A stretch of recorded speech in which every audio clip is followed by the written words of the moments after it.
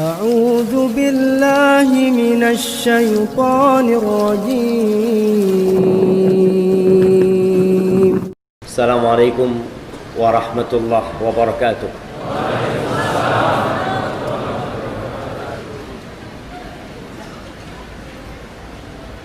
إن الحمد لله نحمده ونستعينه ونستغفره ونعوذ بالله من شرور أنفسنا وسيئات أعمالنا. من يهد الله فلا مضل له ومن يضلل فلا هادي له. وأشهد أن لا إله إلا الله وحده لا شريك له.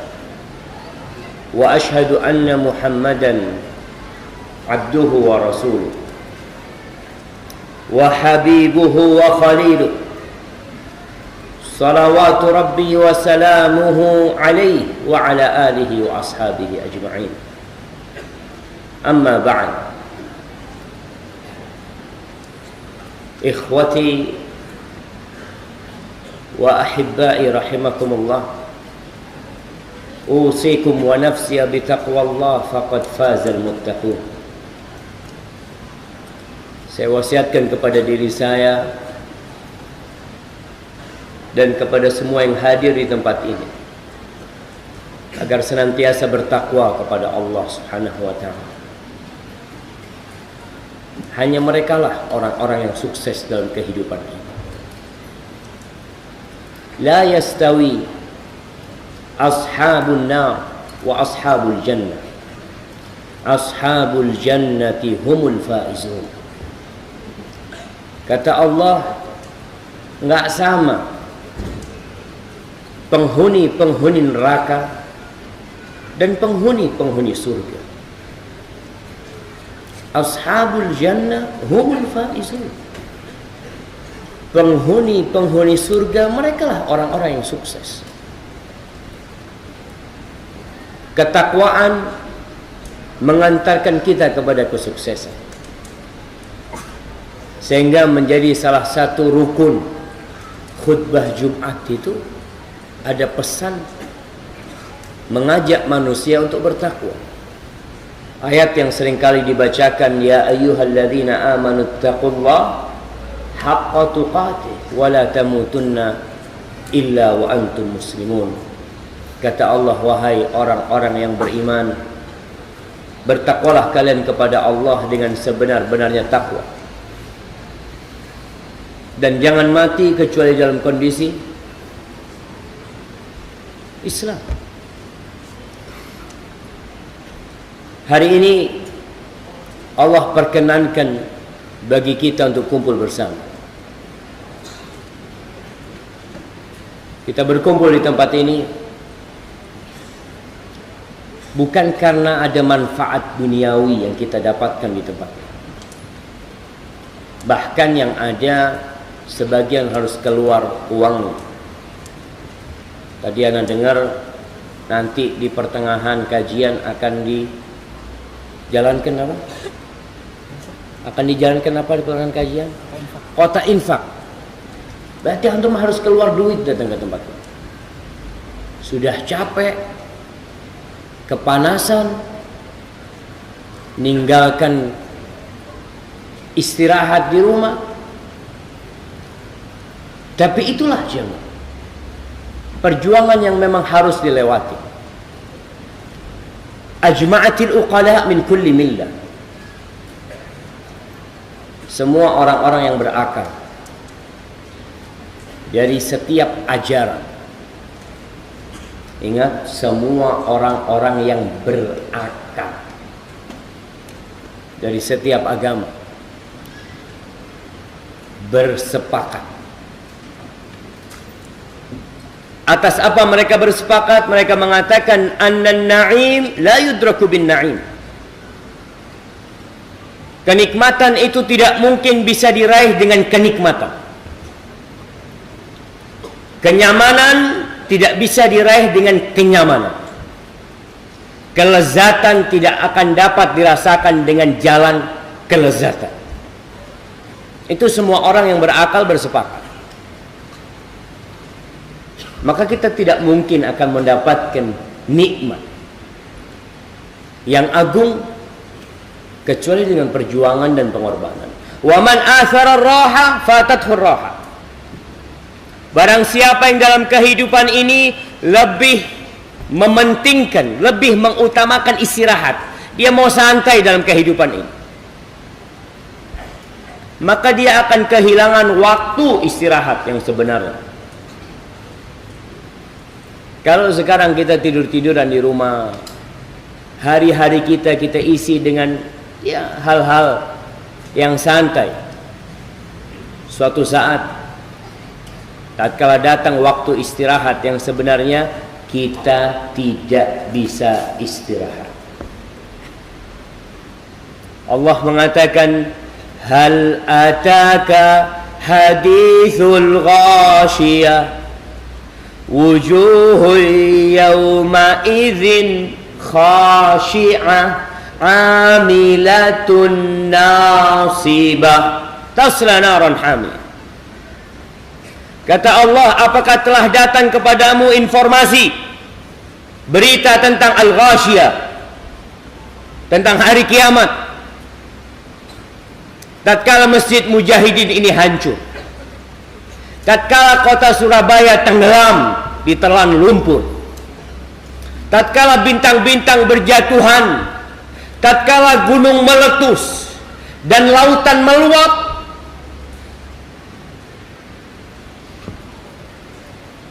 menghapus wajah Indonesia,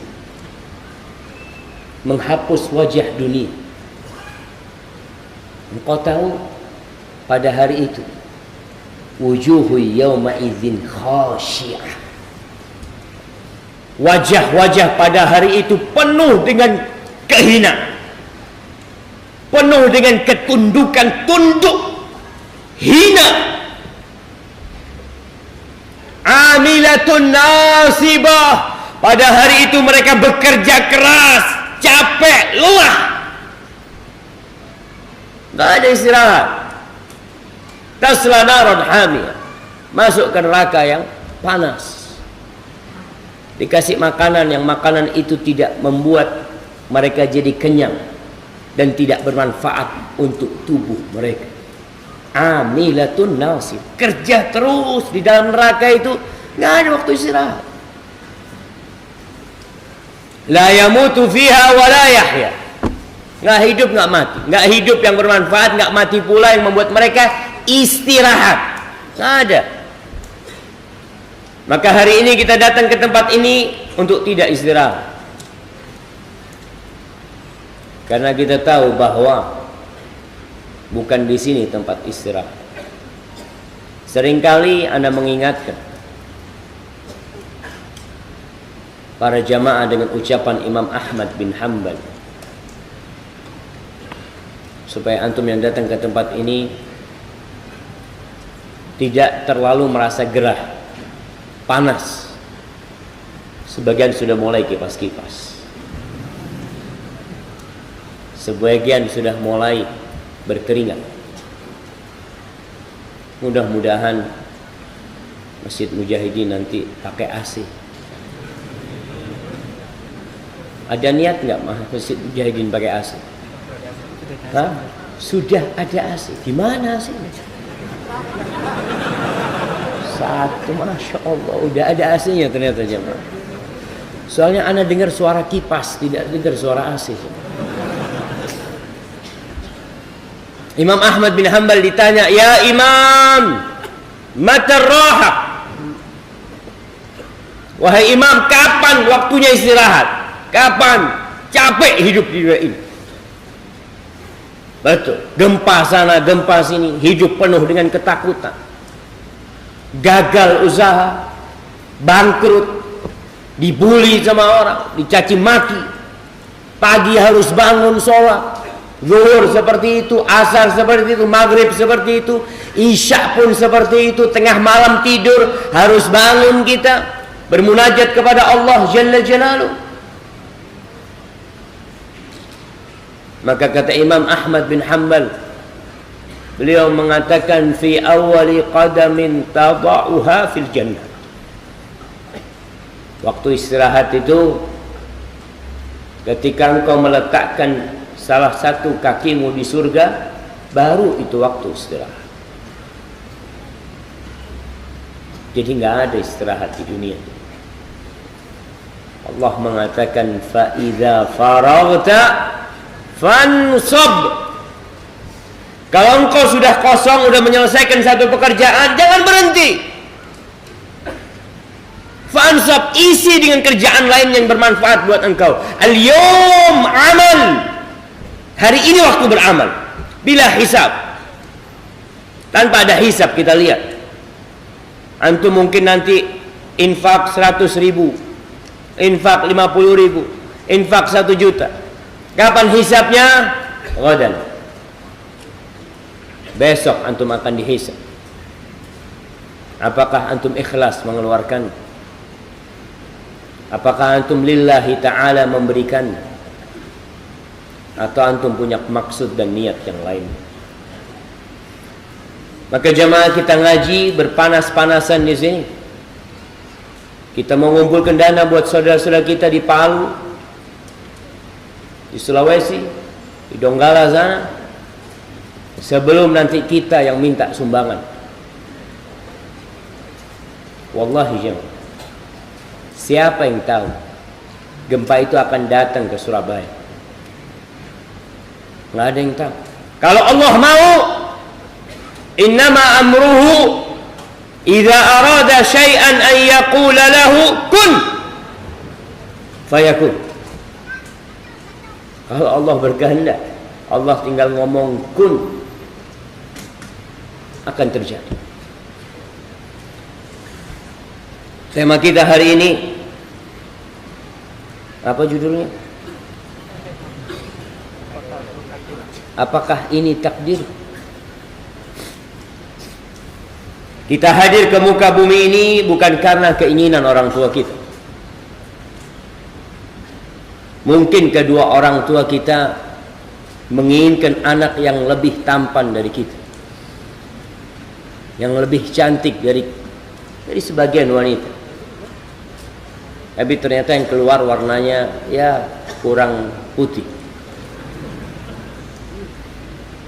Nah, supaya kita tahu bahwa ada yang menginginkan kehadiran kita. Mungkin sebagian orang tua menanti anak laki-laki. Anak pertama perempuan, kedua perempuan, ketiga perempuan, keempat perempuan, kelima perempuan, keenam perempuan, ketujuh perempuan. Mau apa kita? Itulah takdir.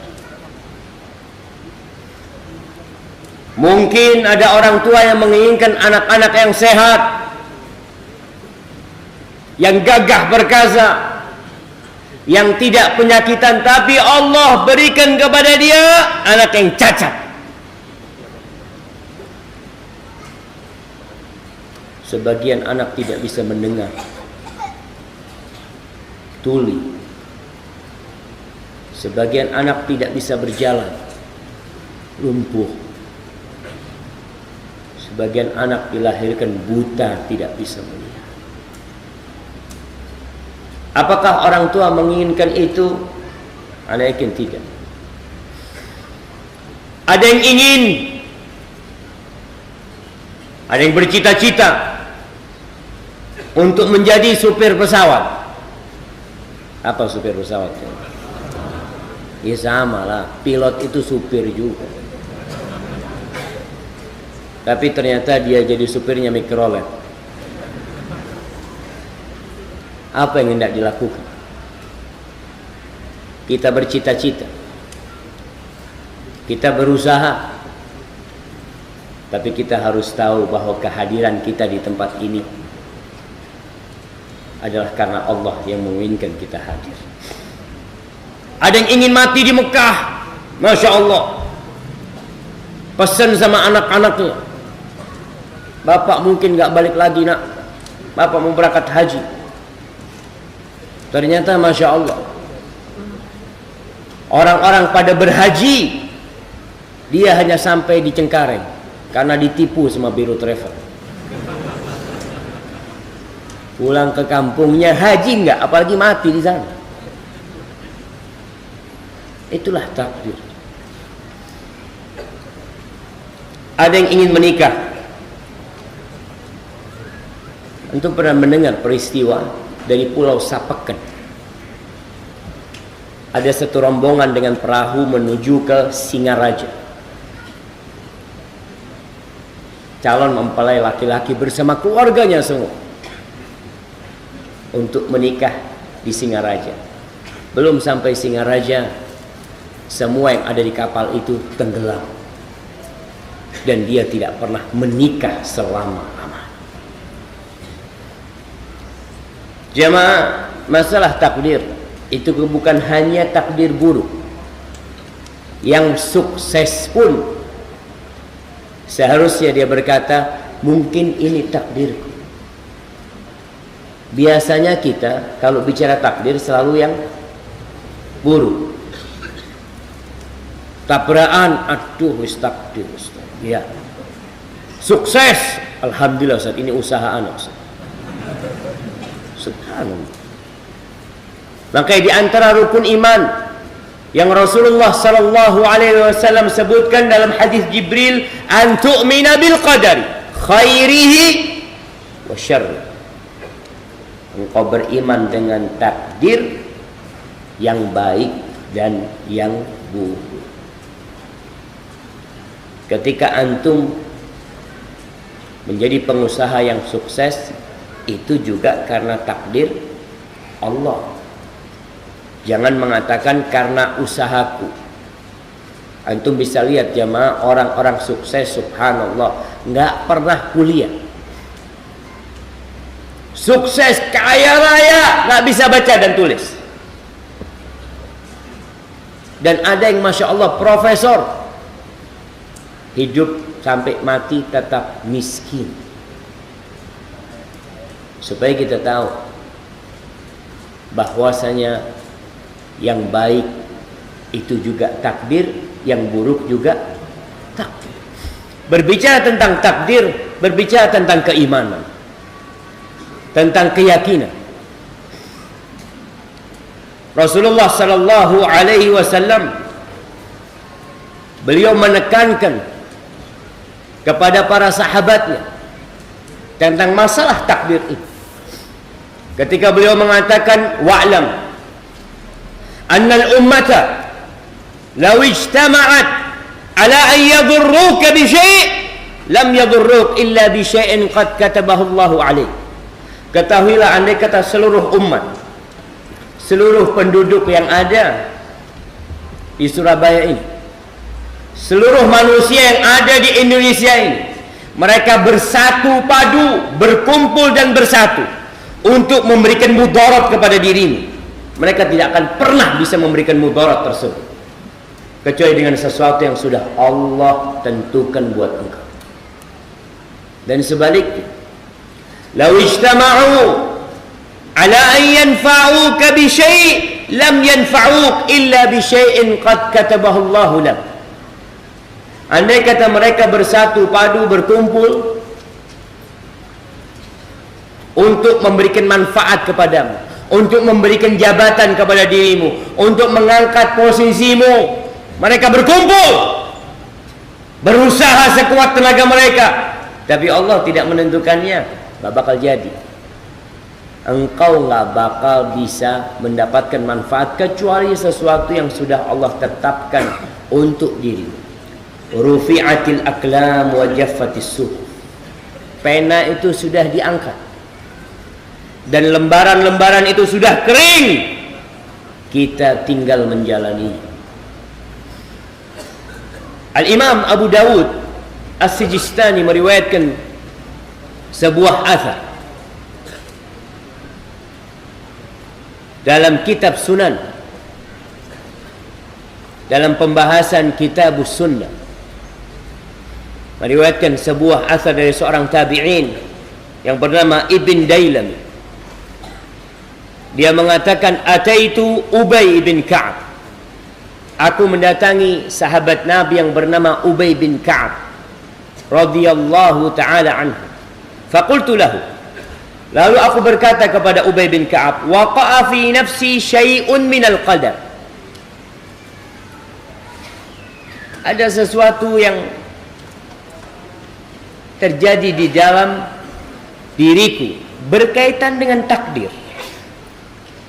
Kadang-kala kita kalau bicara takdir itu ada perasaan, masa kayak gitu ya?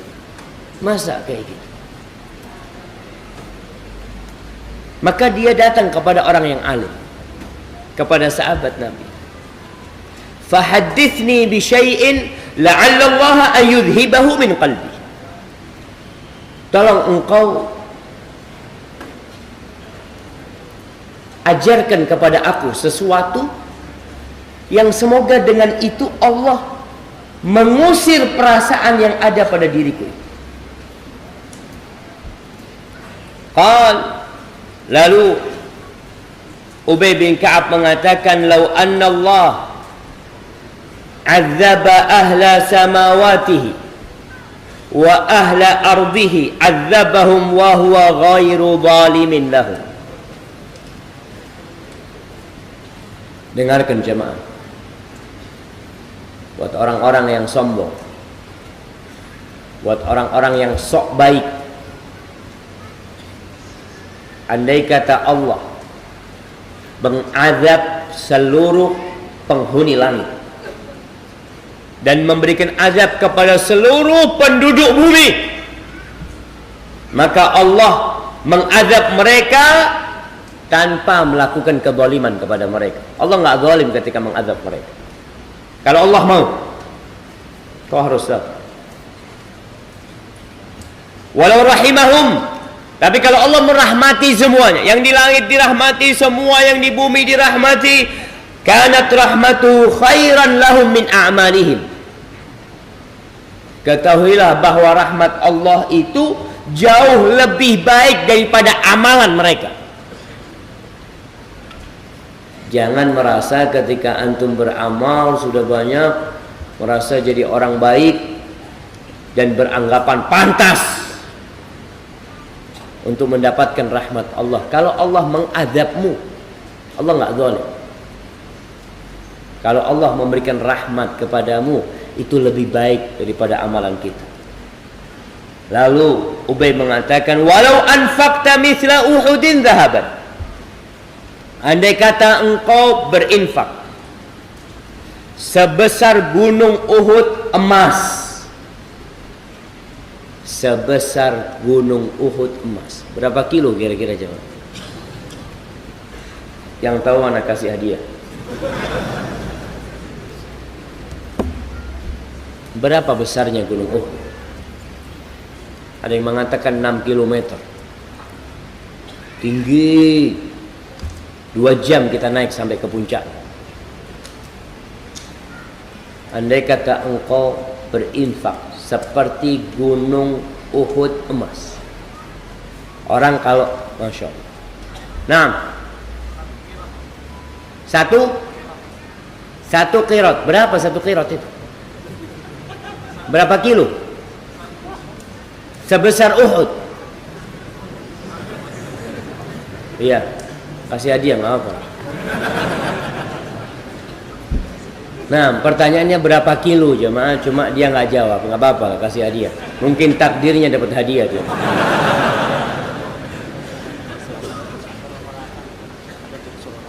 Nah, jamaah ternyata banyak jamaah yang nggak dapat tempat di sana. Di sebelah kanan ini kosong. Dari mana masuknya? Samping ada pintu. Ada. Yang samping sini bisa masuk. Nah, kalau ada pintu, jadi mereka diarahkan langsung. Coba antum arahkan. Masya Allah. Baik, Itu buka. Di sana buka. apa ini digeser? Pintu. Oh, Yang tengah kayaknya masih ada yang longgar, mungkin berdiri kemudian merapat ke depan lagi. Ya, ada yang bergeser ke sebelah kiri panjenengan ini masih kosong di sini. Begitu juga dengan mungkin jamaah ibu-ibu ya, yang dapat kabar ini tidak cukup juga. Silakan bisa bergerak jamaah. Berdiri dulu semuanya. Masya Allah, nggak ada yang mau berdiri, nggak usah. Jamaah, kenikmatan itu tidak bisa diraih dengan kenikmatan. Mungkin berdirinya antum kasih tempat buat saudara antum, antum masuk surga lewat sana. Kita doakan yang berdiri mudah-mudahan masuk surga.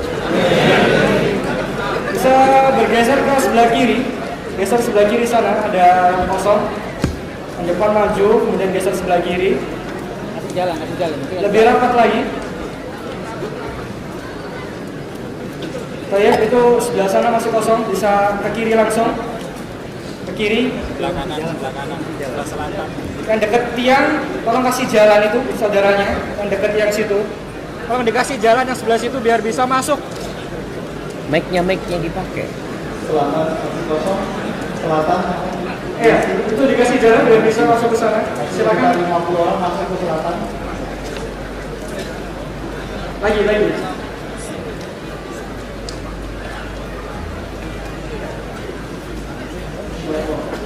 Baik, ini bisa rapat lagi. Ini bisa masuk ke depan lagi. Silakan. Lagi merapat lagi. Nah, suruh muter lewat belakang, betul. Yang di luar Ustaz, ini muter lewat belakang. Silakan lewat belakang untuk ke selatan masih kosong. Silakan. Itu masih belum ada.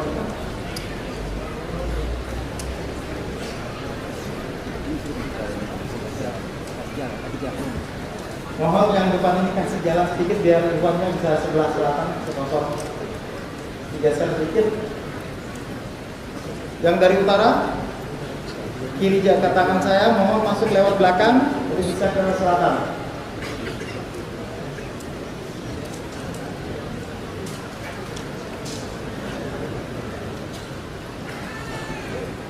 Terus.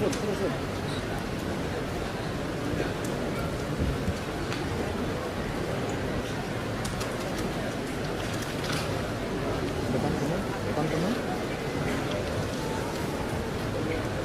Jamaah putri juga, ibu-ibu sekalian bisa merapat ke depan karena di belakang tuh masih banyak sekali yang belum dapat.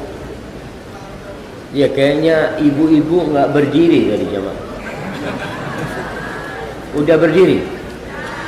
Oh, sudah. Ayo.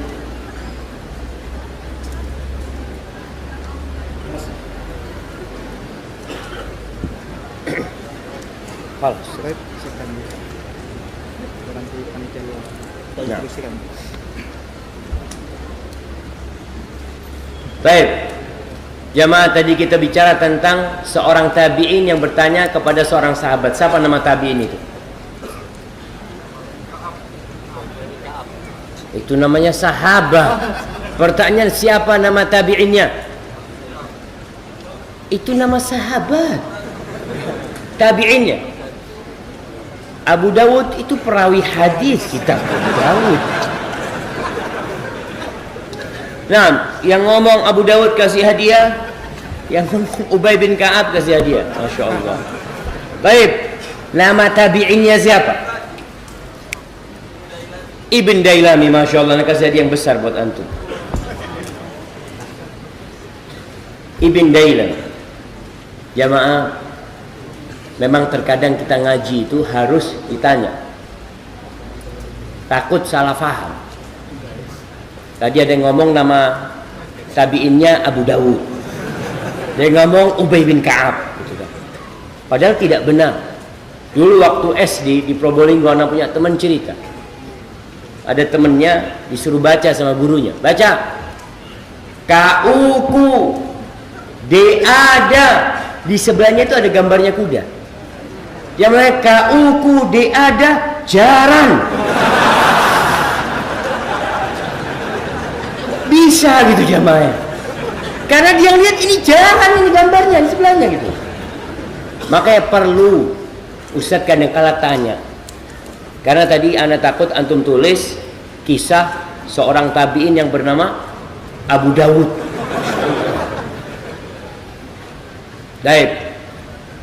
Yang meriwayatkan Abu Dawud, kisahnya seorang tabi'in bernama Ibn Dailami bertanya kepada sahabat yang bernama Ubay bin Ka'ab.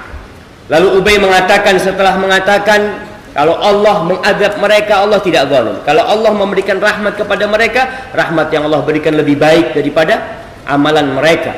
Kalau engkau, lau anfaqta engkau wahai Ibn Dailami, kalau engkau menginfakkan sebesar gunung Uhud emas, ma qabilahu Allahu minka hatta tu'mina bil qadar. Allah tidak akan menerimanya dari engkau sampai engkau beriman dengan takdir. Wa ta'lam, dan engkau harus tahu, anna ma asabaka lam yakun li ukhti'ak, ma asabaka lam yakun li yukhti'ak. Apa yang menimpamu itu memang tidak mungkin meleset dari dirimu. Yang menimpamu tidak mungkin meleset dari dirimu. Wa ma akhta'aka lam yakun li yusibak. Apa yang meleset dari dirimu memang takdirnya nggak harus mengenai dirimu. Makanya kejadian-kejadian jemaah, orang yang selamat ketika gempa, ada orang Masya Allah gempa semua jamaah dari masjid keluar, ada satu yang nggak keluar. Satu ketika itu sujud, dia katakan dia pegang kepalanya karena atap sudah berjatuhan. Lalu gempa berhenti, dia lihat ternyata dia masih hidup. Dia lihat ke belakang, teman-temannya mati karena kejatuhan ketika mereka hendak keluar pintu. Itu namanya takdir. Dan yakin bahwasanya apa yang menimpamu memang harus menimpamu. Apa yang meleset dari dirimu ya sudah, memang takdirnya meleset dari dirimu. Ketika engkau umpamanya daftar kerja, tahu-tahu nggak diterima, nggak perlu cari kambing hitam. Ini gara-gara dosennya. Nggak ada. Memang takdirnya kau nggak diterima. Walau mitta ala ghairi hadza la dakhaltanna. Kalau engkau mati tidak meyakini ini, engkau mati tidak meyakini ini, engkau akan masuk neraka. Berarti engkau belum beriman. Karena salah satu rukun iman adalah beriman dengan takdir, baik dan buruk. Kata Ibn Dailami, dia setelah mendapatkan pesan dari Ubay bin Ka'ab, dia bercerita. Dia ingin memantapkan apa yang dia dengar. Dia datang kepada sahabat Nabi Abdullah bin Mas'ud. Ternyata Abdullah bin Mas'ud juga menyampaikan yang sama disampaikan oleh Ubay bin Ka'ab. Thumma ataitu Hudzaifah ibn al-Yaman. Aku mendatangi Hudzaifah ibn al-Yaman, ternyata yang disampaikan sama seperti yang disampaikan oleh Ubay bin Ka'ab. Thumma ataitu Zaid bin Thabit. Kemudian aku mendatangi Zaid bin Thabit, penulis wahyu. Dia datang kepada Zaid bin Thabit.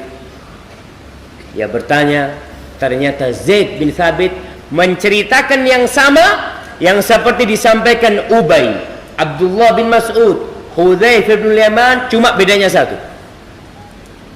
Zaid bin Thabit mengatakan qala Rasulullah sallallahu alaihi wasallam, bahwa yang dia sampaikan adalah ucapan Nabi alaihi salatu wasallam. Hadza huwal iman yang seharusnya kita yakini. Ahibati fillah, ada beberapa unsur keimanan dengan takdir yang perlu kita dalami. Harapan anak kita keluar dari tempat ini, pulang, kita udah bertambah ilmu kita, bertambah keimanan kita, dan kita semakin yakin bahwa Allah menciptakan kita untuk mengabdi kepadanya, dan Allah sudah menentukan segala-galanya. Tugas kita hanya menjalani. Unsur, ada 4 unsur. Yang pertama, mengimani bahwa ilmu Allah meliputi segala sesuatu. Nih, tingkatan pertama berkaitan dengan keimanan dengan takdir, meyakini, mengimani bahwa ilmu Allah meliputi segala sesuatu. Allah mengetahui keadaan segala sesuatu yang dulu dan yang akan datang. Allah tahu dengan apa yang belum terjadi, bagaimana nanti terjadi, kapan terjadinya, lalu sikap apa yang akan kita ambil ketika kejadian itu menimpa kita. Allah udah tahu. Pulang dari sini, Allah tahu kalau sandal antum hilang. Nah, kemudian Allah tahu ketika sandal antum hilang, antum apa yang akan antum lakukan? Antum ada dua pilihan. Pulang cekeran atau pakai sandal orang. Artinya antum yang memilih. Manusia dikasih pilihan, dia bisa pulang, ya sudah, anda nggak pakai sandal. Tapi dia bisa pulang, ya udah, kan anda sandalnya diambil, anda mau ngambil sandal orang. Masya Allah. Itu Allah tahu. Pilihan itu Allah tahu. Antum akan menikah umur 27 tahun. Bulan ini, tanggal ini, 2 hari setelah itu antum bercerai. Allah tahu. Itu ilmu Allah meliputi segala sesuatu. Allah berfirman di surah Al-Hajj ayat 76, ya'lamu ma baina aydihim wa ma khalfahum wa ila Allahi turja'ul umur. Allah tahu apa yang di hadapan mereka dan apa yang di belakang mereka. Allah tahu. Dulu yang pernah terjadi, yang mungkin kalau sekarang jamaah antum bisa mendelete-nya, antum bisa menghapusnya. Kita umpamanya punya akun YouTube atau kita punya Facebook atau macam-macam lah. Kita hapus, kita bikin akun yang baru. Menurut kita kan selesai sudah. Tapi Allah tahu akun antum masih tetap tercatat dalam ilmu Allah Jalla Jalaluhu. Di surah Al-Baqarah di akhir ayat 282. Ayat 282 ini ayat terpanjang dalam Al-Qur'anul Karim. Pertanyaannya, tentang apa ayat itu? Tentang harta, tentang utang piutang. Masya Allah. Jadi ayat terpanjang dalam Al-Quran tentang utang piutang. Di akhir ayat ini Allah mengatakan wattaqullah wa yu'allimukumullah wallahu bikulli syai'in alim. Kata Allah, bertakwalah kalian kepada Allah, niscaya Allah akan memberikan ilmu kepada kalian. Yang susah nuntut ilmu, yang susah menghafal Al-Quranul Karim, maka hendaklah bertakwa kepada Allah. Yang akan ngajarin antum tuh Allah. Ada orang yang baca 2 kali Masya Allah langsung hafal. Ada orang baca 1 kali langsung hafal. Ada orang baca 10 kali baru hafal. Ada yang 40 kali baru hafal. Kok bisa Ustaz ya? Beda-beda seperti itu. Rabbul Alamin yang kasih itu. Antum minta sama Allah. Bertakwalah kepada Allah. Allah ajarin kalian. Dan Allah itu Maha mengetahui dengan segala sesuatu. Ini jamaah yang harus kita yakini pertama kali, bahwa Allah mengetahui segala sesuatu. Apa yang akan kita lakukan esok hari, lusa, apa yang akan dilakukan anak-anak kita, apa yang akan terjadi dengan janin yang masih di perut istri kita, Allah tahu. Kalau kita lihat ikan-ikan di lautan, siapa yang bisa menghitung ikan di lautan? Allah jemaah. Jawabannya itu. Apakah Menteri Perikanan bisa ngitung? Nggak ada. Tapi Allah tahu hari ini berapa lobster yang beranak, yang bertelur, kemudian anaknya diambil sama seorang nelayan, kemudian dijual kemana? Allah tuh tahu. Burung-burung yang ada di hutan, Baik, kalau benda hidup mungkin susah. Baik, yang benda mati. Siapa yang bisa menghitung butiran pasir yang di lautan? Wallahi jamaah, antum ngitung rambut antum nggak bisa. Itu butiran pasir di lautan. Daun-daunan yang jatuh berapa jumlahnya? Allah tahu. Di surah Al-An'am ayat 59 Allah mengatakan, wa indahu mafatihul ghaib, dan di sisi Allah adalah kunci-kunci hal yang gaib. La ya'lamuha illa, tidak ada yang mengetahuinya kecuali hanya Dia.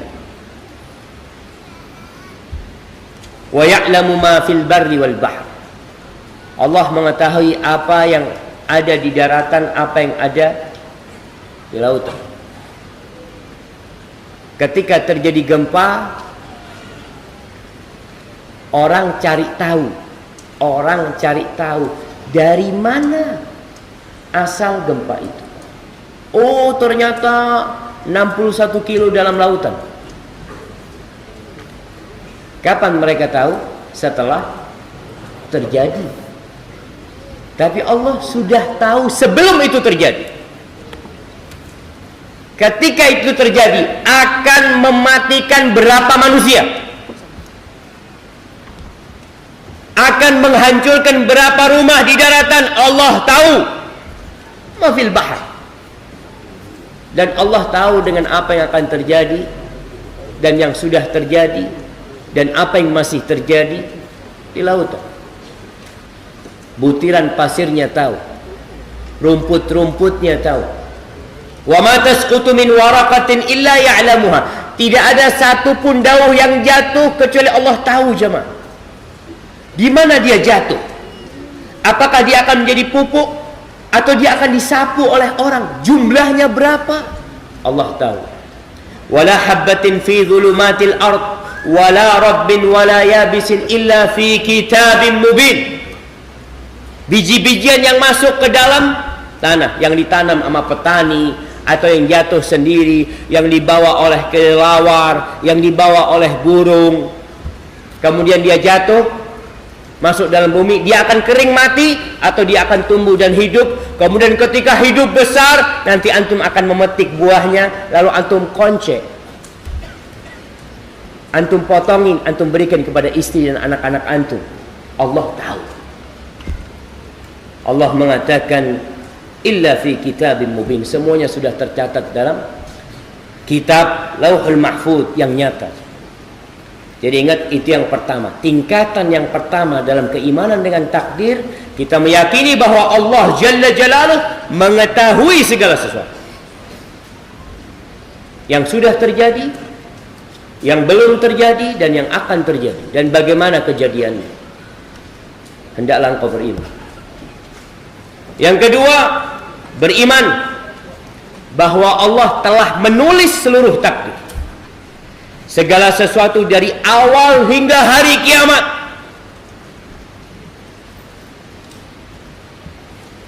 Di surah Al-Hadid, ayat 22, Allah mengatakan, ma asaba min musibatin fil ardi wala fi anfusikum illa fi kitabin min qabli an nabra'aha inna dzalika 'ala Allah yasir.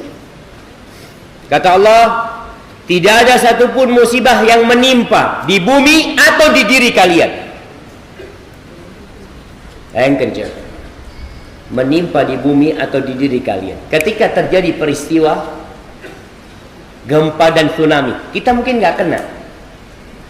Terjadi tapi di bumi Allah Subhanahu wa ta'ala atau di diri kalian, melainkan semua itu sudah ada dalam catatan, dalam sebuah kitab sebelum kita menciptakan dunia ini.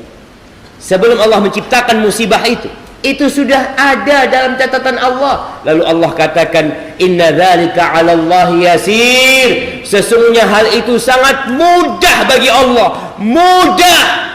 Wallahi jamaah. Apa sih kelebihan orang Surabaya sehingga tidak mendapatkan Gempa seperti yang didapatkan oleh saudara-saudara kita di Palu. Apakah kita merasa lebih baik dari saudara-saudara kita di Palu? Kita merasa lebih soleh. Jamaah, itu mudah bagi Allah.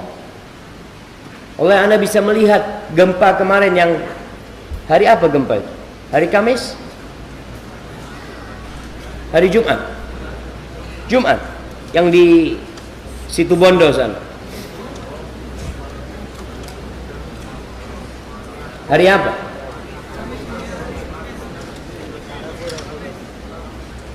Ya nantilah dilihat lagi. Antum udah lupa. Makanya kenapa Allah kasih peringatan lagi, karena antum lupa. Kapan-kapan Ustaz? Allahu a'lam. Udah lama kayak. Itu Anda bisa melihat bagaimana semua pada keluar dari rumah. Rumah yang dia bangun ditinggal. Dia hanya menghamparkan tikar di depan rumahnya. Dia duduk bersama anaknya. Barang-barang penting dia keluarkan di sana. Dia tahu kalau Allah mau menghancurkan rumahnya, tinggal kun selesai. Dan dia tahu bahwa ternyata rumahnya tidak ada harga dan nilai buat dia. Ditinggal sama dia rumahnya.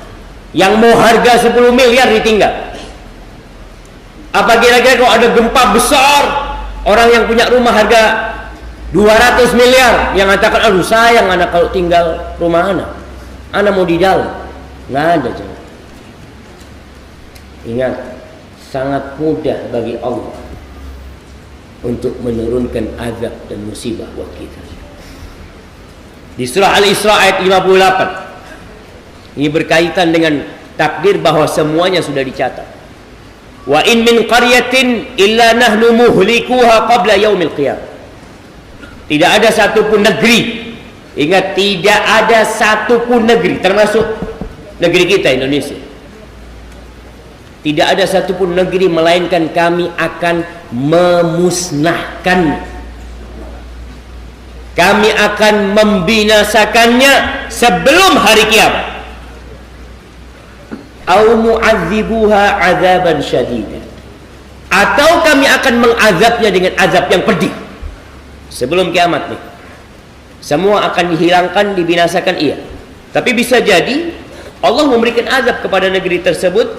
Kana dzalika fil kitabi mastura, segala sesuatu itu sudah tercatat dalam kitab, dalam lauhul mahfuz. Jamaah rahimakumullah, masih banyak ayat-ayat yang menjelaskan bahwa semuanya dalam catatan Allah. Rasulullah sallallahu alaihi wasallam dalam hadis riwayat Muslim, beliau mengatakan, kataballah maqadiral khalaiqi qabla an yakhluqas samawati wal arda bi 50,000 sana.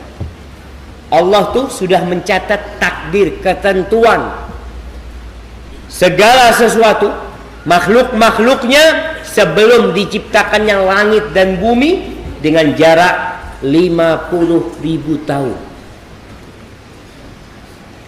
Jadi antum akan menikah, antum akan sekolah, itu udah dicatat 50.000 tahun sebelum penciptaan langit dan bumi.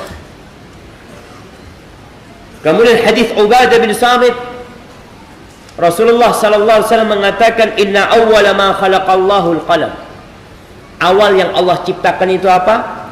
Pena. Al-qalam, itu awal yang Allah ciptakan. Faqala lahu uktub. Lalu Allah mengatakan kepada pena ini, uktub, tulis. Faqala rabbi wa madza aktub. Pena itu bertanya kepada Allah, apa yang aku tulis? Qala aktub maqadira kulli syai'in hatta taqumas sa'ah. Engkau catat ketentuan segala sesuatu sampai terjadinya kiamat. Ya bunayya, kata Sa'ad, kata Ubadah bin Samit mengatakan kepada anaknya, wahai ananda, inni sami'tu Rasulullah sallallahu alaihi wasallam yaqul, Aku mendengar Rasulullah sallallahu alaihi wasallam bersabda, "Man mata ala ghairi hadza falaysa minni." Barang siapa yang mati tidak meyakini ini, maka bukan dari golonganku, kata Rasulullah sallallahu alaihi wasallam. Hadis riwayat Abu Dawud. Jadi kalau bicara pencatatan, dicatat di Lauhul Mahfuz. Kemudian catatan yang kedua dicatat pada waktu manusia di perut ibunya. Berumur berapa hari? 120 hari. Jamaah, ditiupkannya ruh umur berapa?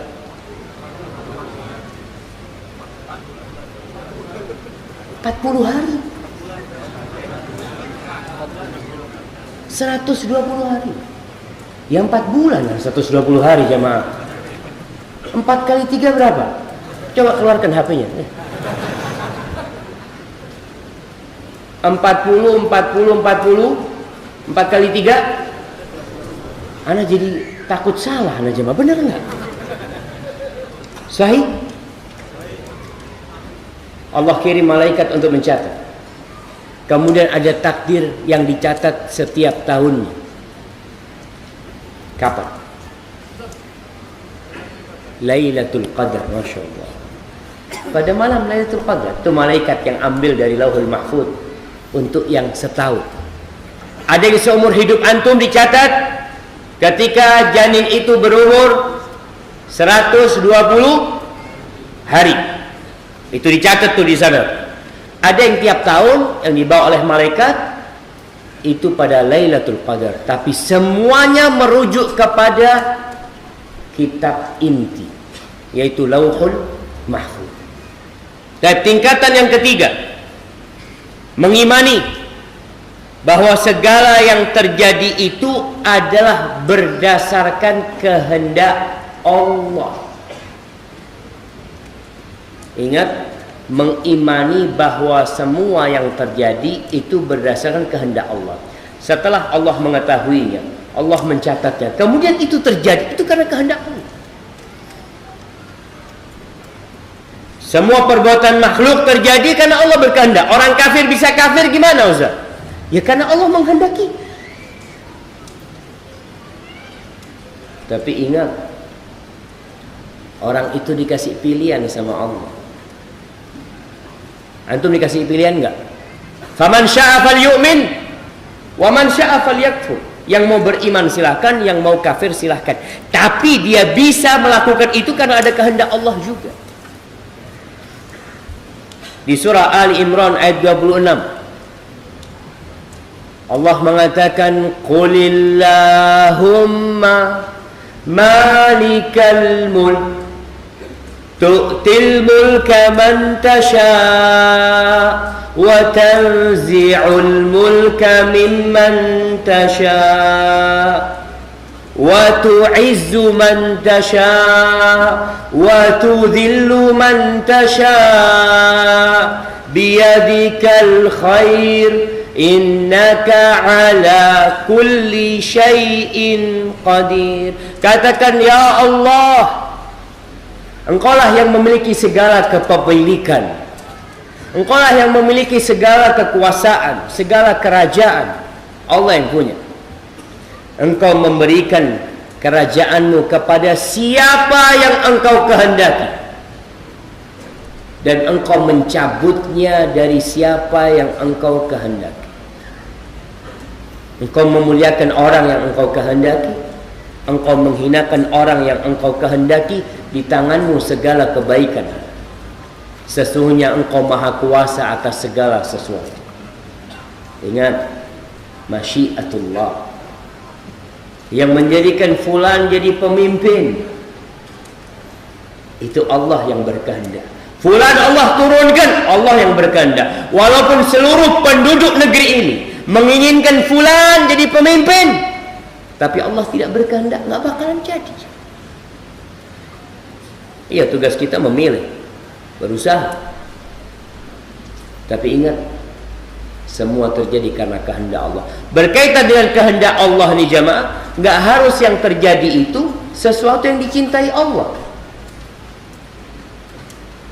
Mungkin terjadi sesuatu yang dibenci Allah, seperti orang mencuri, orang melakukan kekufuran, melakukan perzinaan. Itu terjadi, ada kehendak Allah di sana. Tapi manusia Allah kasih pilihan. Tapi kita yakin bahwa tidak ada yang terjadi di muka bumi ini kecuali karena kehendak Allah Jalla Jalaluhu. Di surah Al-Qasas ayat 68 Allah mengatakan, wa rabbuka yakhluqu ma yasha wa yakhtar. Ketahuilah bahwa Allah Rabbmu itu menciptakan apa yang Dia kehendaki, bukan yang kita kehendaki. Wa yakhtar, dan Allah yang memilihkan juga. Maka lahumul khiyarah, mereka nggak punya pilihan. Dalam artian manusia ini tetap di bawah kehendak Allah Subhanahu wa ta'ala. Yang terjadi nantinya tetap kehendak Allah. Sehingga kita beriman dengan takdir kita. Kita sudah berusaha, seorang nelayan ingin memancing, tahu-tahu datang ombak besar. Dia ingin tidak ada ombak. Tapi yang terjadi adalah apa yang Allah kehendaki. Kemudian yang keempat, mengimani bahwa Allah menciptakan segala sesuatu. Allah menciptakan segala sesuatu. Di surah Az-Zumar ayat 62 Allah mengatakan, Allahu khaliqu kulli syai'. Allah pencipta segala sesuatu. Amalan kita, perbuatan kita, kita bisa ruku, kita bisa sujud, kita bisa menggerakkan tangan kita ke dompet kita. Lalu kita membuka dompet kita. Sebagian tidak membuka dompetnya, dompetnya dimasukkan ke tempat kotak infak. Kenapa? Karena nggak ada fulus. Terus anak sodako dompet sudah bismillah. Boleh apa nggak boleh? Boleh. Itu Allah yang menciptakan gerakan jamaah. Allah yang menciptakan. Di surat As-Saffat ayat 96 Allah mengatakan, wallahu khalaqakum wa ma ta'malun. Allah yang menciptakan diri kalian dan amal-amal perbuatan kalian.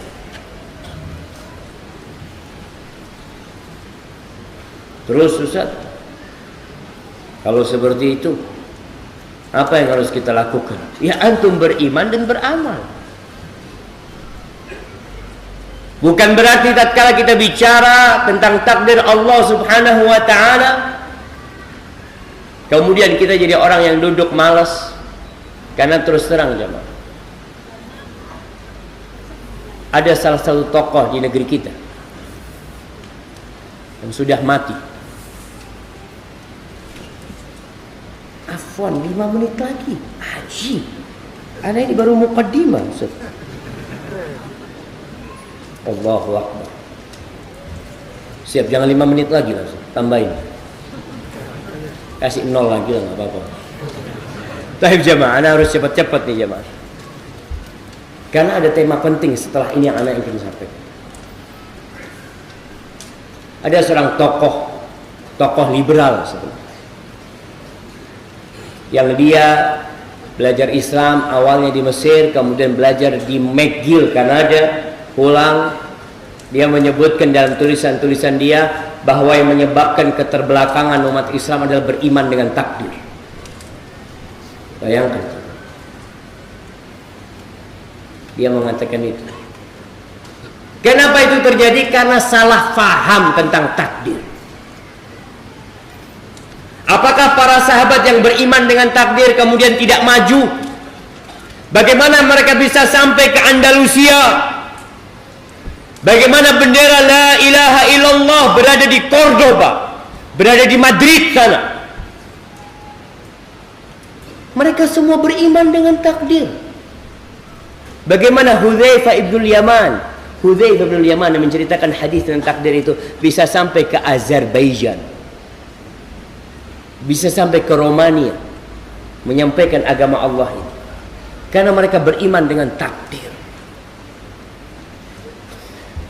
Jamaah rahimakumullah, Allah memberikan pilihan kepada manusia. Perintah-perintah Allah yang ada dalam Al-Quranul Karim, i'malu, i'malu, i'malu, beramal, beramal, beramal, suruh beramal kita. Tapi tetap dengan yakin dengan 4 hal tadi yang kita sebutkan, bahwa Allah sudah mengetahui, Allah sudah mencatat, Allah yang berkehendak, dan Allah yang menciptakan. Tugas kita beramal. Jamaah rahimakumullah, ada 2 kelompok yang tersesat dalam urusan takdir ini. Satu namanya Jabariyah, yang kedua namanya Qadariyah. Jabariyah ini berpendapat kita itu hanya wayang, nggak punya kehendak. Tahu wayang? Siapa yang gerakkan wayang? Dalang. Kalau ditaruh, nggak bisa. Manusia nggak seperti wayang. Dan kita tahu kita punya kehendak. Antum punya keinginan berbuat dan punya keinginan untuk meninggalkan. Wayang nggak ada. Mereka mengatakan ya semua udah, manusia nggak punya apa-apa. Memang kita nggak punya apa-apa, tapi Allah memberikan keinginan buat kita. Yang satu ini namanya Qadariyah, mengatakan enggak, Allah tidak menentukan, Allah tidak mencatat. Yang konsekuensi ucapan ini mengatakan Allah juga nggak tahu apa yang akan terjadi. Artinya manusia yang menentukan tentang sikap dia sendiri. Masa Allah nggak tahu? Padahal Allah mengatakan ala ya'lamu man khalaq. Apakah Allah nggak tahu? Padahal Dia yang menciptakan. Yang menciptakan antum siapa? Allah. Allah nggak tahu. Wa huwal latiful khabir. Allah itu maha lembut dan maha mengetahui secara detail. Allah tahu. Tapi sikap kita jamaah sekarang bagaimana dengan takdir? Setelah kita mengimani hal itu, yang pertama kita harus tahu bahwa segala kebaikan itu datangnya dari Allah. Segala keburukan itu karena kita. Ma asabaka min hasanatin famin Allah, wa ma asabaka min sayyi'atin famin nafsi. Itu sikap kita. Kebaikan yang kita dapatkan ini dari Allah, bukan dari aku. Nggak pantas aku mendapatkan hal itu. Yang kedua, kalau keburukan, musibah datang, gara-gara siapa? Gara-gara kita. Yang kedua, berdoa. Karena pada sejatinya Rasulullah sallallahu alaihi wasallam mengatakan la yaruddul qada illa du'a wa la yazidu fil umri illa al bir. Kata Nabi sallallahu alaihi wasallam, tidak ada yang bisa menolak ketentuan itu, takdir itu, kecuali doa. Berarti Ustaz, takdir bisa dirubah. Nah, siapa yang merubah? Allah. Perubahan itu pun sudah ada dalam catatan Allah. Tugas kita berdoa. Sehingga ketika musibah datang, gempa terjadi, minta sama Allah. Dalam hadis yang lainnya Rasul sallallahu alaihi wasallam mengatakan inna du'a yanfa mimma nazal wa mimma lam yanzil. Doa itu bermanfaat buat sesuatu yang sudah terjadi dan yang belum terjadi. Fa'aksiru ibadallah ad-du'a. Kalian banyak-banyak berdoa. Sehingga ketika terjadi di Lombok jamaah, cukuplah di sana yang terjadi. Di tempat lain semua berdoa. Memohon kepada Allah subhanahu wa ta'ala, bukan memohon kepada lautan. Karena sekarang lagi ramai urusan petik laut, larung laut, apalagi sedekah bumi. Allah suruh doa, suruh minta, kok nggak minta sama Allah antum? Laut itu ciptaan Allah, gunung itu ciptaan Allah, bumi ini milik Allah. Ketika musibah terjadi, cepat berdoa, mintanya sama Allah, jangan minta kepada selain Allah. Allah mengatakan wa annal masajida lillah fala tad'u ma'allahi ahada. Masjid-masjid itu milik Allah. Kalian ketika berdoa jangan menyekutukan Allah dengan sesuatu apapun. Tidak dengan lautan, tidak dengan gunung, tidak dengan mentari. Karena ada penyembah matahari, ada penyembah lautan, ada penyembah gunung, ada penyembah berhala. Dan muslim, ingat muslim, kalau engkau mengatakan muslim, engkau memiliki syahadat, asyhadu an la ilaha illallah. Jadi kalau seorang muslim masih melakukan peribadatan kepada selain Allah, maka gimana? Allah akan memberikan keselamatan kepada kita. Kita disuruh banyak-banyak doa minta sama Allah Subhanahu wa taala. Rasulullah sallallahu alaihi wasallam enggak pernah berhenti berdoa. Di antara doa yang dibaca oleh Nabi alaihi salatu wasallam dalam hadis riwayat Bukhari, beliau mengatakan, Allahumma inni a'udzubika min jahdil bala wa darakis syaqa wa su'il qada wa syamatatil a'da.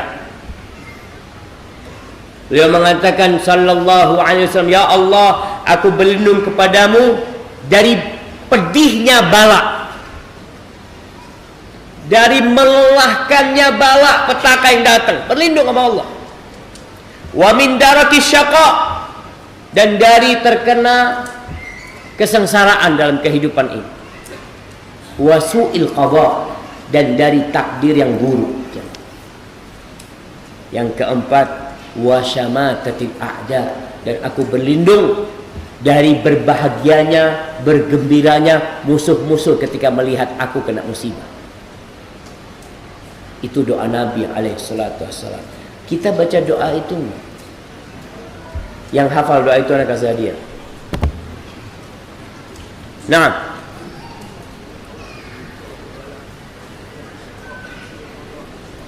Masya Allah, barakallahu fikum. Selanjutnya, yang hafal doa itu, Masya Allah, barakallahu fikum. Anak mau kasih hadiah, anak habisin hadiahnya. Kasihkan. Nah, mana lagi?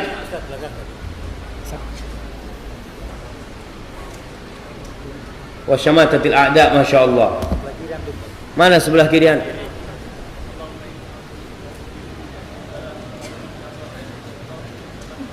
Masya Allah, barakallahu fikum. Sisanya, wah, ada yang jauh sana. Berdiri antum. Nah, yang keras. Kalau nggak keras nggak ada kasih hadiah.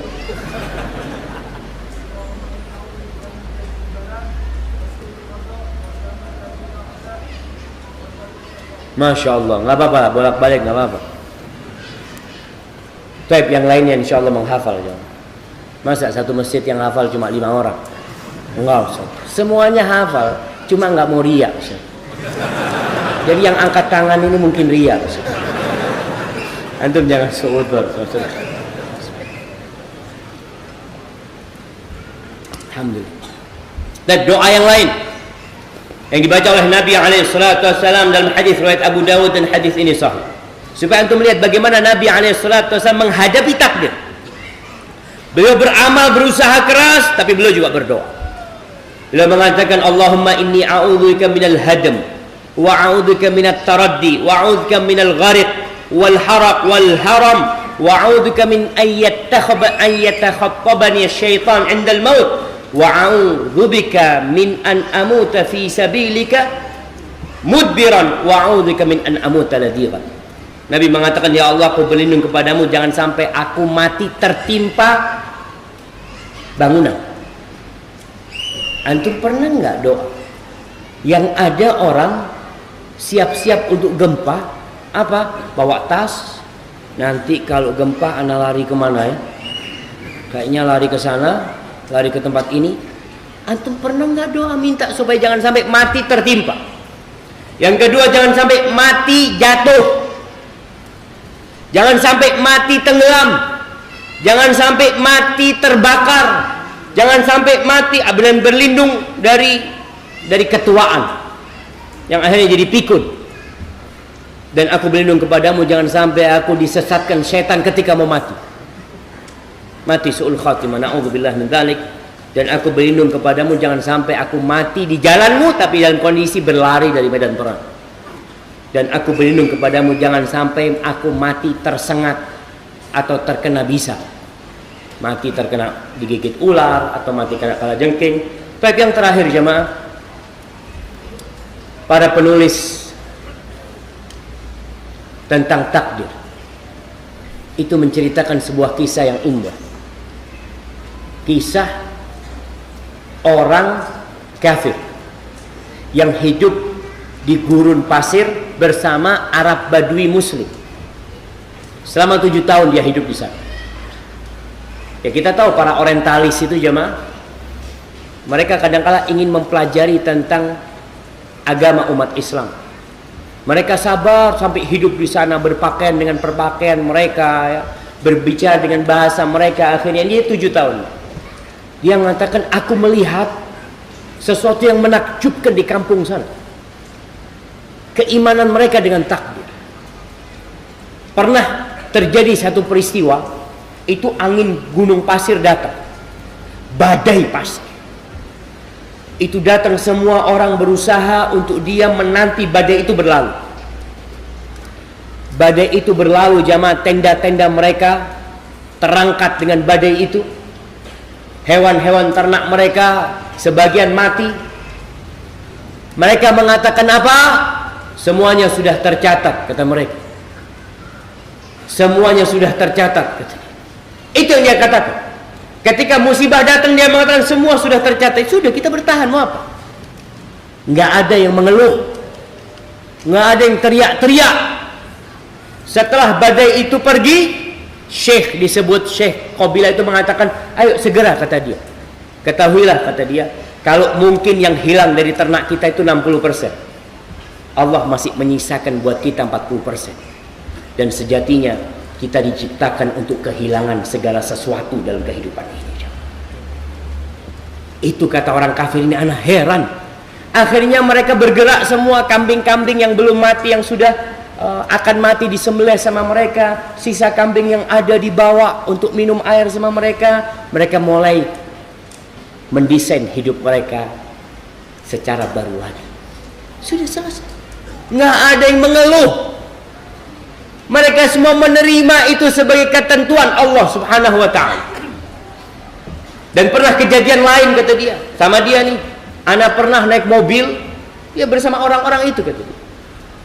Naik mobil sampai tengah jalan di padang pasir nih, kempes bannya aja. Satu bannya kempes. Ternyata nggak bawa ban serep. Kata orang, anak marah-marah sama supirnya. Kata teman yang lain mengatakan, marahmu tidak akan menyelesaikan masalah. Ya sudah, memang nggak ada ban yang dibawa. Apa yang harus dilakukan? Menerima. Akhirnya anak naik mobil bersama mereka dengan tiga roda, tapi di padang pasir. Udah jalan mobilnya, kata dia. Sampai tengah jalan bensinnya habis. Anak marah-marah lagi, dia mengatakan, ya udah, semua sudah dicatat, kata dia. Kita nggak ingin ini terjadi. Siapa yang ingin itu terjadi? Nggak ada. Akhirnya anak berjalan sama mereka, berjalan kaki dengan penuh keridhaan. Mereka berjalan, nggak ada yang marah-marah, nggak ada yang teriak-teriak. Subhanallah. Setelah 7 tahun dia pulang ke Eropa, ke Inggris mungkin dia pulang. Lalu dia bercerita, anak hidup membawa keimanan dengan takdir dari orang-orang Arab Badui itu. Hidup jadi tenang jemaah, nggak perlu obat-obat dari dokter penenang, nggak bisa tidur, nggak bisa apa. Kenapa mereka stres? Kenapa mereka marah-marah? Kenapa ada yang bunuh diri? Karena mereka tidak beriman dengan takdir ilahi. Ini orang kafir jemaah mengatakan hal itu. Dan kita pun akan tenang hidup kita tatkala kita mengatakan segala sesuatu sudah ada dalam catatan Allah, dan kita hidup di dunia memang untuk kehilangan segala sesuatu. Antum kalau kehilangan motor antum sekarang, kehilangan pekerjaan antum sekarang, ketahuilah antum diciptakan untuk kehilangan semua yang antum miliki. Antum akan diangkat, digotong di atas keranda, kemudian antum akan dicampakkan dalam kuburan, diinjak-injak di sana, ditinggal oleh seluruh keluarga. Hadza wallahu a'lam bishawab. Itu yang bisa Anda sampaikan pada kesempatan kali ini. Beramallah, berdoalah, dan terus optimis menghadapi kehidupan ini, karena sejatinya segala sesuatu sudah ditentukan oleh Allah Jalla Jalaluhu. Hadza wallahu a'lam bishawab. Wassallallahu ala Muhammad wa ala alihi wa sahbihi wasallam. Baik, jazakumullahu khairan atas tausiah yang sangat bermanfaat bagi kami. Sebelum beranjak pada tanya jawab, kami umumkan kepada Saudara Mahmud Abdul Hafid, ditunggu mic-nya di tenda pintu masuk. Sekali lagi untuk Mahmud Abdul Hafid, ditunggu mic-nya di tenda pintu masuk. Anta iqra. Baik, Masya Allah. Assalamualaikum. Ada seru ya. Ustaz, aku masih kelas 6 SD. Aku sudah pernah umrah, tapi aku pengen berangkat lagi. Dan minta doakan Ustaz, moga-moga aku dan keluargaku bisa berangkat lagi. Wassalamualaikum. Masya Allah. Waalaikumsalam warahmatullahi wabarakatuh. Nah, siapa yang nggak kepingin umroh lagi coba? Semuanya ingin berangkat umroh lagi. Itu bagi yang pernah umroh. Ada yang belum pernah umroh, segera berangkat umroh. Jangan nunggu tua berangkat umroh. Ingat, punya rumah nggak wajib, punya mobil nggak wajib, tapi berangkat haji adalah satu kewajiban. Maka Anda doakan. Ini laki apa perempuan? Salsabila. Salsabila, anak punya mahasiswa namanya Salsabila, dan anak punya mahasiswi namanya Salsabila.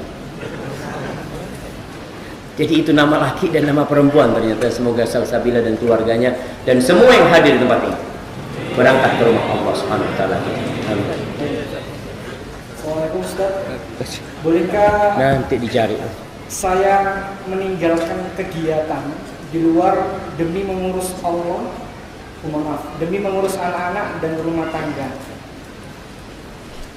Jadi saya meninggalkan kegiatan di luar demi mengurus anak-anak dan rumah tangga, dan bagaimana mengatasi was-was dalam segala hal. Nah, iya. Kalau bicara wanita, Allah memang mengatakan kepada para wanita, waqarna fi buyutikunna. Kalian tinggallah di rumah-rumah kalian.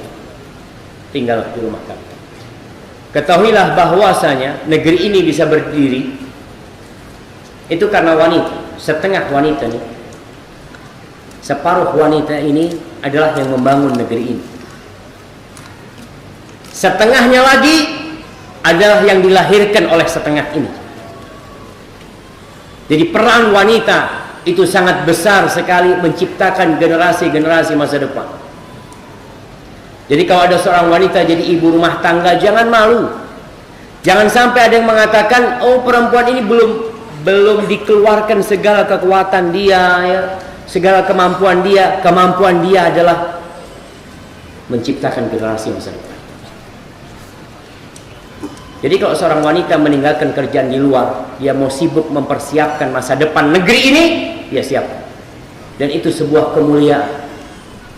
Jadi nanti ke depan mungkin nggak ada lagi profesi ibu rumah tangga, diganti. Ganti apa jemaah? Apa yang cocok nanti antum bikin bahasanya? Pencipta generasi masa depan. Hah?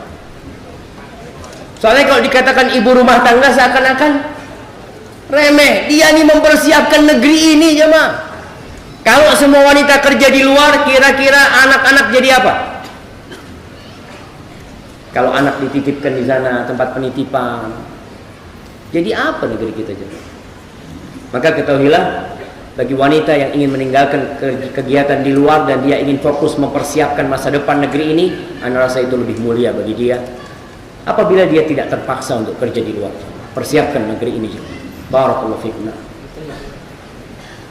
Ustaz, jika semua takdir sudah diatur oleh Allah, kenapa masih ada ketentuan surga dan neraka? Jika Semua Nah, ketentuan itu bahasa Indonesia dari takdir.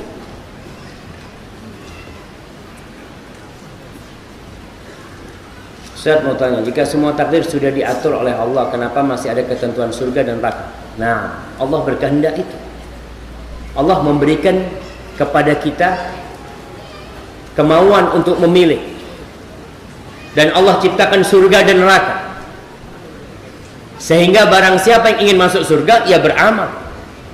Rasulullah SAW pernah ditanya, ya Rasulullah, aya'lamu Rabbuna ahlal jannati min ahlin nar? Apakah Allah tahu siapa di antara kita ini yang masuk surga dan siapa di antara kita yang masuk neraka? Tahu Allah? Kata Nabi SAW, na'am. Allah tahu. Lalu para sahabat bertanya, fafimal amal? Kalau gitu, buat apa kita beramal?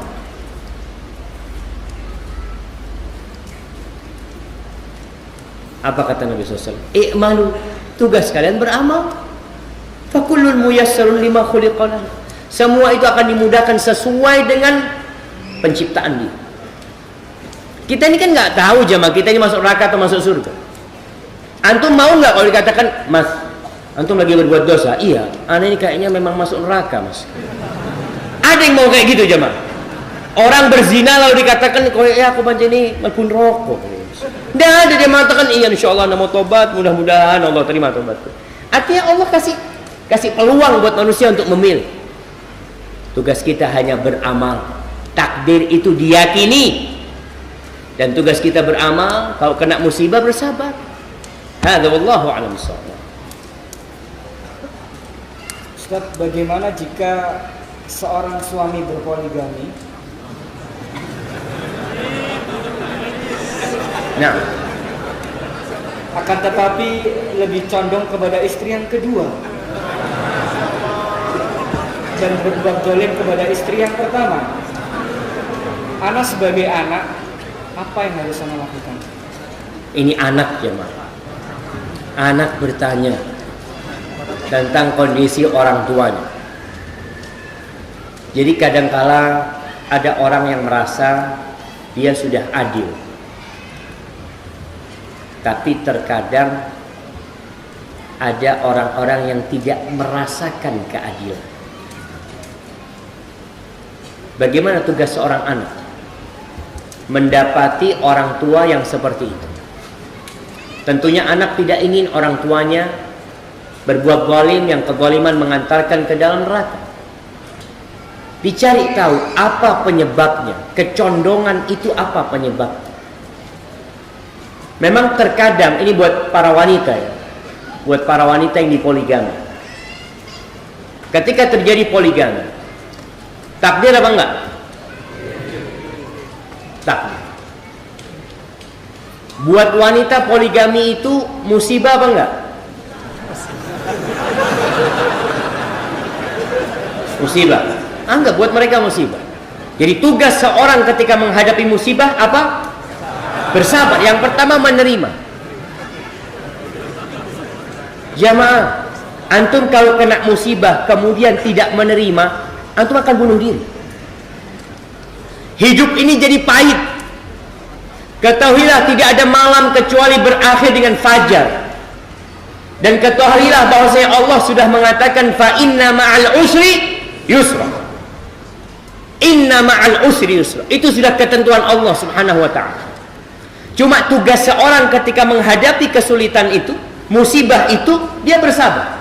Tahu bahwasanya ini terjadi untuk menguji dirinya. Apakah dia bersabar atau tidak? Karena ada wanita ketika suaminya poligami, dia mencak-mencak. Mencak-mencak itu marah-marah. Koper diturunkan, baju dimasukkan, kabur dari rumah. Ini pertanda dia tidak sabar terhadap musibah yang menimpa dia.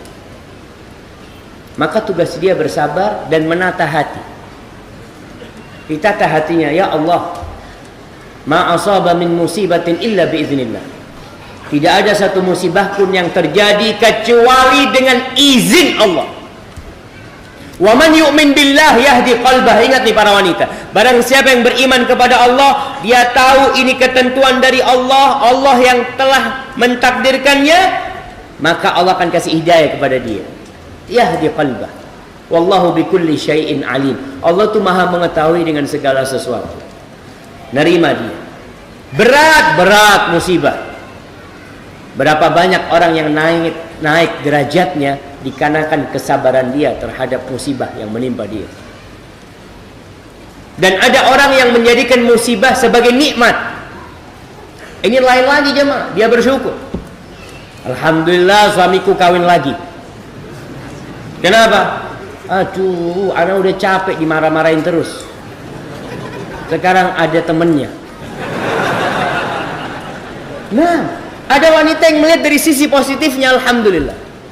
Dia selalu capek kalau suaminya datang minta dilayani, minta ini itu. Alhamdulillah sudah ada bini mudanya biar di sana. Bapak-bapak ketawa, kayaknya anak cocok sih kayak gini. Tapi ketika antum berbuat zalim, nikah lagi, lalu berbuat zalim, wallahi jamaah. Enaknya nikah lagi itu, ini cerita.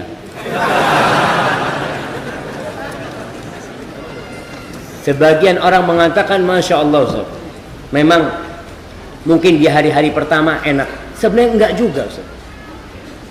Di hari-hari pertama itu seorang suami itu harus memanage konflik yang terjadi. Dia bukan menikmati kawinnya, tapi dia selalu datang ke rumah istri tuanya. Ya Allah, gimana caranya nanti kalau masuk menghadapi anak-anak macam-macam. Karena memang kondisinya tidak seperti dulu.